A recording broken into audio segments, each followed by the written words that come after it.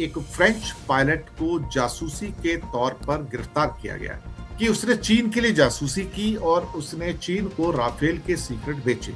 ये फ्रांसीसी नेवी में रहते हुए बिना अपने सीनियर्स को इन्फॉर्म किए चाइना गए।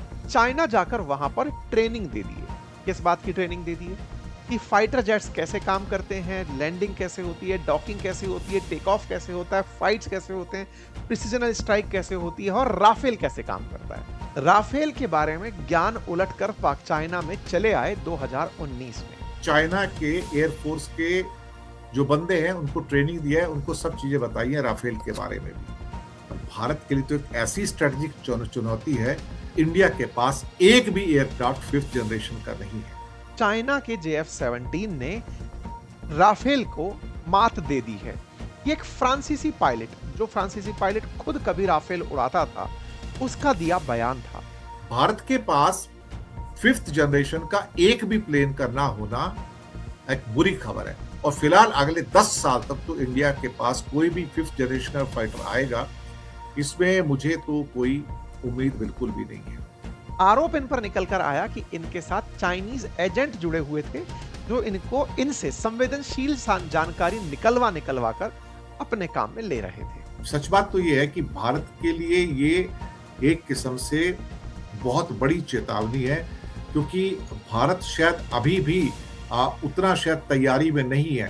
और कहा कि इनका JF-17 और J-10 राफेल किलर हैं और चीनी वायुसेना का अब तकनीकी दबदबा स्थापित हो चुका है।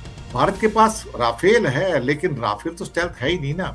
ये कहने में तो कुछ शर्म भी नहीं आती कि भारत का जो एमका प्रोजेक्ट है, जो 5th जनरेशन है, कहीं दूर दूर तक नजर नहीं आता, पेपर पे है सिर्फ वो। पाकिस्तान को अभी मिल जाएगा J-35 इसी साल। दोस्तों बात करेंगे चाइना ने भारत में 2 मोर्चों के ऊपर, तवांग के पास अरुणाचल प्रदेश में और लद्दाख के पास J-20 फाइटर एयरक्राफ्ट तैनात कर दिए हैं। ये मुझे लगता है कि अपने आप में एक बड़ी खबर है।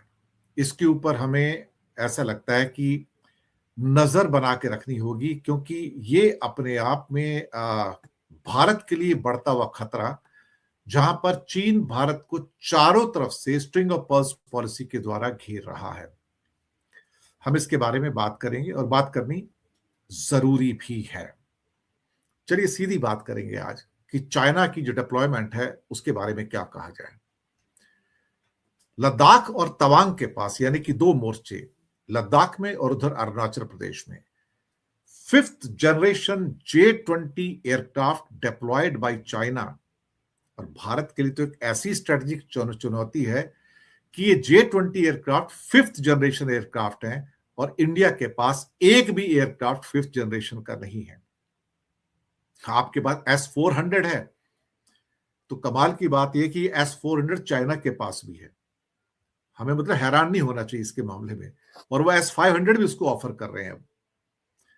इसके अलावा इंडिया के पास मैक्सिमम एक 4.5 पीढ़ी के राफेल हैं, जो 36 आए थे, अब कितने बचे हैं भगवान जाने। ऑपरेशन सिंदूर में कितने गिरे हैं ये मुझे भी नहीं पता।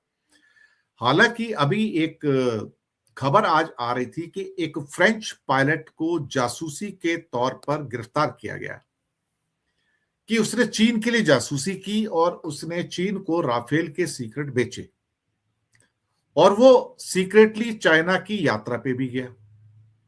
This man went on the चाइना's travel also, और वहां पे जाके सुना है, जो सूत्र बताते हैं कि चाइना के एयरफोर्स के जो बंदे हैं उनको ट्रेनिंग दिया है, उनको सब चीजें बताई हैं राफेल के बारे में भी। इसी पायलट ने क्लेम किया था कुछ समय पहले कि ऑपरेशन सिंदूर के अंदर एक राफेल गिरा था और चाइना की मदद से गिराया गया था। कंफर्म न्यूज उसने बताई थी ये, कि इसको कोई डिनाई नहीं कर सकता कि 1 Rafale was downed by Pakistan fighter aircraft. ये बात पुख्ता तौर पर उसने कही थी। और हाँ, गवर्नमेंट ऑफ इंडिया नहीं मानती अलग बात है, लेकिन इंडिया के एयरक्राफ्ट तो गिरे। और भारत के एक डिफेंस अटैची थे, मुझे लगता है शायद साउथ ईस्ट एशिया में कोई एक जकार्ता में किसी एक जगह पे एक समिट था, वहां बात कर रहे थे, करीब 4 से 5 एयरक्राफ्ट गिरने की बात की थी। और उसके बाद हमारे जो CDS थे, कंबाइंड डिफेंस सर्विसेज चीफ, उन्होंने भी कहा था कि जंग में नुकसान होता ही है, अगर इसमें नुकसान हुआ एयरफोर्स का या किसी और का भी, तो उसमें कोई नई बात नहीं है। यानी कि एक्सेप्टेंस तो है कि हाँ आपके विमान गिरे हैं, नंबर नहीं बताएंगे लेकिन नंबर तो कभी ना कभी बाहर निकलकर आ ही जाते हैं। अब चाइना ने एलएसी के करीब, लद्दाख में हॉट स्प्रिंग्स और डेमचौक के पास, और अरुणाचल प्रदेश के तवांग सेक्टर के बिल्कुल अपोजिट, वहां पे तिब्बतन हवाई अड्डे हैं जिनमें होतान है, शिगासे है, नगारी गुंसा है।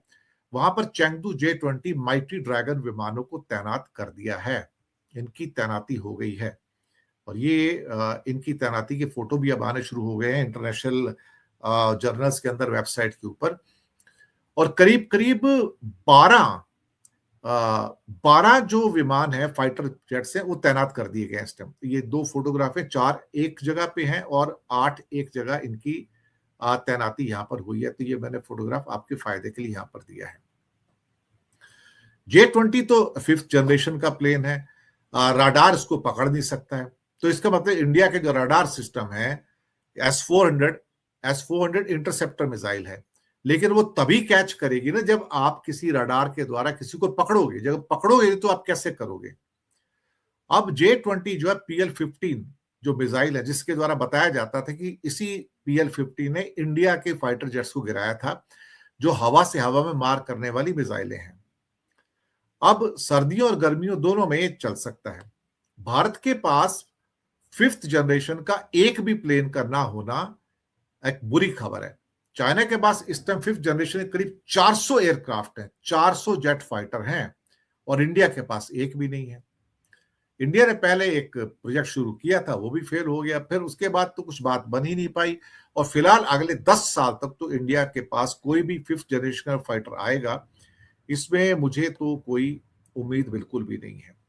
राफेल भी वगैरह आए हुए हैं, लेकिन राफेल को मैं अभी 5th जनरेशन के आगे तो खड़ा नहीं कर सकता है।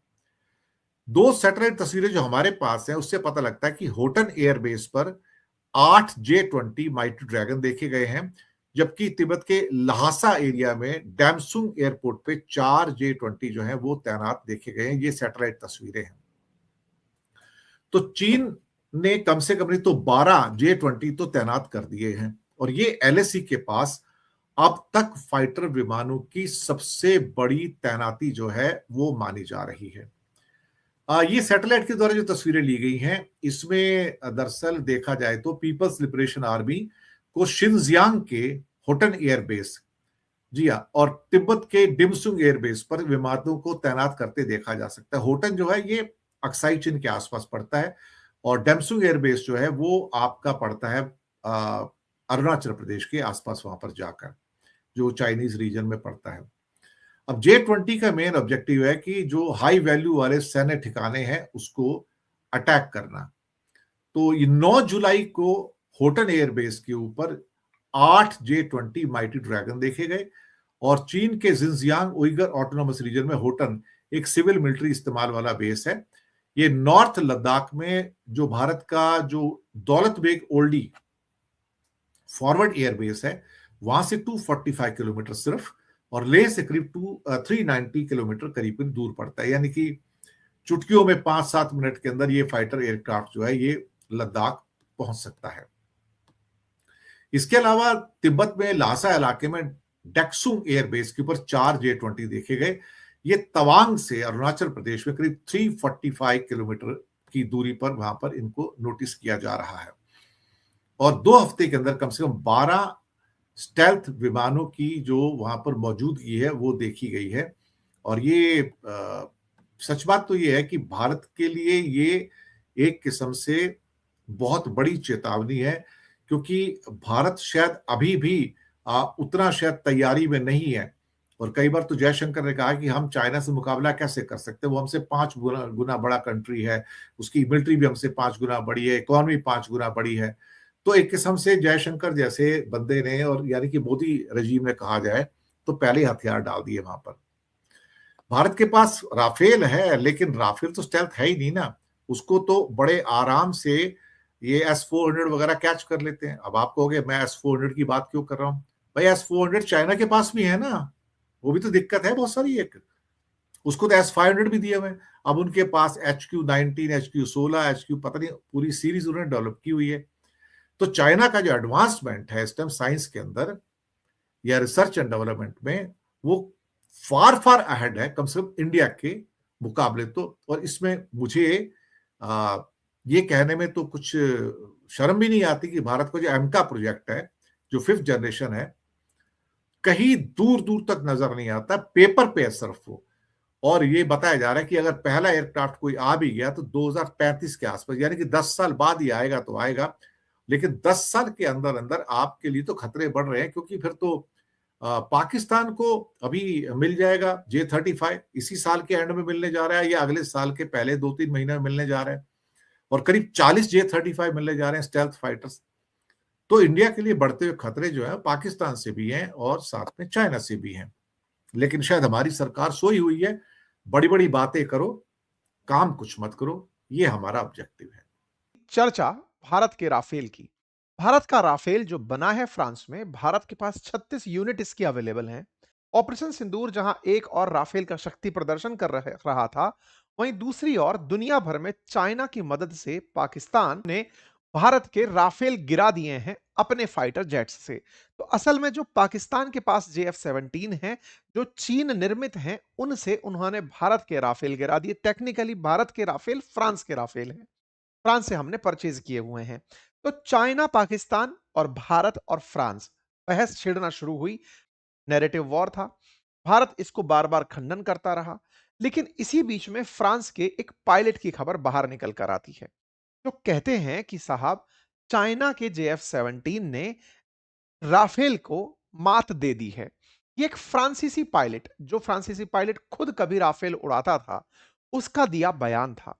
उसके बयान के बाद ये बात आग में घी की तरह बाहर निकल कर आई कि भाई, अगर फ्रांसीसी राफेल का पायलट ये बोल रहा है कि चाइना के JF-17 ने राफेल को मात दे दी, तो ये सुर्खी तेजी से चलने लगी। जब ये सुर्खी तेजी से चलने लगी, तो उस पायलट को बुलाकर पूछताछ हुई। ये हेडलाइन आज के सेशन में इसी बात की है कि ex French navy Rafale pilot placed under investigation, उसको पूछताछ के लिए बुलाया गया है।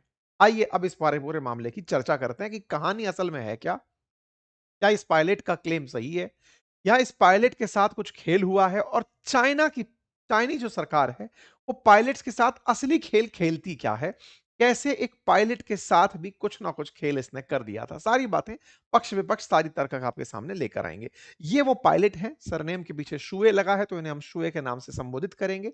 इन शुए के बारे में पता चलता है कि ये फ्रांस की नेवी के लिए काम कर चुके हैं। फ्रांसीसी नेवी का जो एयरक्राफ्ट करियर है, उसमें ये राफेल उड़ाया करते थे, और ये कई बार सुर्खियों में चाइनीज कनेक्शंस के कारण रहे हैं।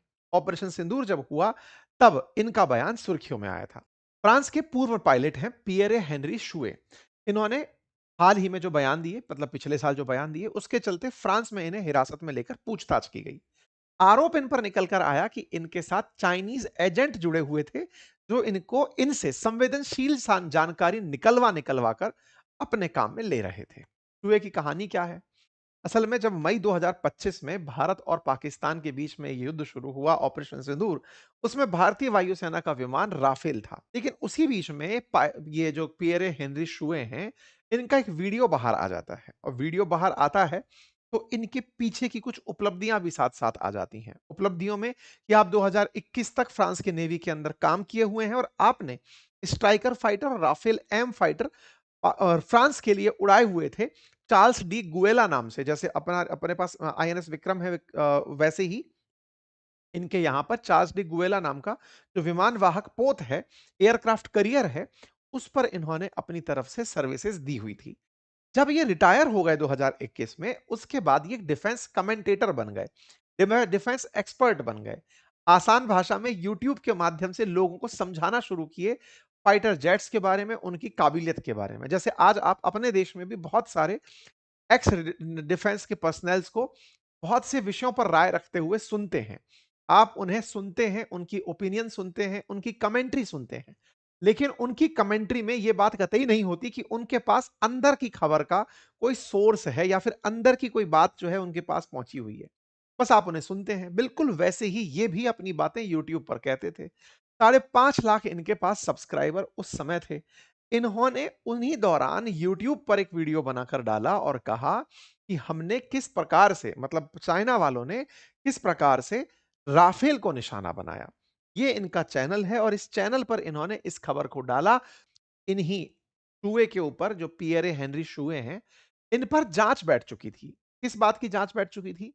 कि जब सर्विस में थे उसी समय ये चाइना की यात्रा पर गए थे। अक्सर जब आप सेना में हो, किसी प्रशासनिक सेवा में हो, आपको विदेश यात्रा से पहले सरकार से परमिशन लेनी होती है। फ्रांस में भी यही नियम है। ये फ्रांसीसी नेवी में रहते हुए बिना अपने सीनियर्स को इन्फॉर्म किए चाइना गए और चाइना जाकर वहां पर ट्रेनिंग दे दिए। किस बात की ट्रेनिंग दे दिए? कि फाइटर जेट्स कैसे काम करते हैं, लैंडिंग कैसे होती है, डॉकिंग कैसे होती है, टेक ऑफ कैसे होता है, फाइट्स कैसे होते हैं, प्रिसिजनल स्ट्राइक कैसे होती है और राफेल कैसे काम करता है। ये राफेल के बारे में ज्ञान उलटकर पाक चाइना में चले आए 2019 में। इनके ऊपर जांच बैठना शुरू हुई। जांच के नतीजे आते उससे पहले तो ये राफेल के ऊपर चाइना की तारीफ के पुल भी बांध दिए। 2018 में जब ये गए थे, तब इन्होंने एयरक्राफ्ट करियर पर कैसे लैंडिंग होती है, उससे रिलेटेड काफी सारी जानकारियां वहां पर प्रॉपर तरीके से साझा की थी। इनके मामले को पब्लिक प्रोसिक्यूटर के सामने रखा गया कि साहब ये इस प्रकार से कहीं ना कहीं विदेशी शक्तियों के साथ हमारी खुफिया जानकारी साझा कर रहे हैं। इंटरेस्टिंग है। और जांच के साथ साथ यह बात भी कि इन्हें कहीं ना कहीं चाइना के द्वारा कुछ ल्यूक्रेटिव ऑफर्स दिए गए थे, यानी कि कुछ पैसे खिलाए गए थे, जिसके चलते ये सर्विसेज में रहते हुए चाइना गए थे। फ्रांस बकायदा इस बात की जांच कर रहा है कि साहब इन्होंने चाइना के साथ कुछ ना कुछ जानकारियां साझा की हैं। यह हेडलाइन बनकर आती है। ऑपरेशन सिंदूर में ही इनका विवादित बयान चर्चा में रहा था, जब इन्होंने 14 मई को अपने डाले गए एक वीडियो में कहा कि पाकिस्तानी वायुसेना का J-10 और J-10 लड़ाकू विमान और PL-15 लंबी दूरी की जो मिसाइलें हैं, उन्होंने राफेल को मार गिराया।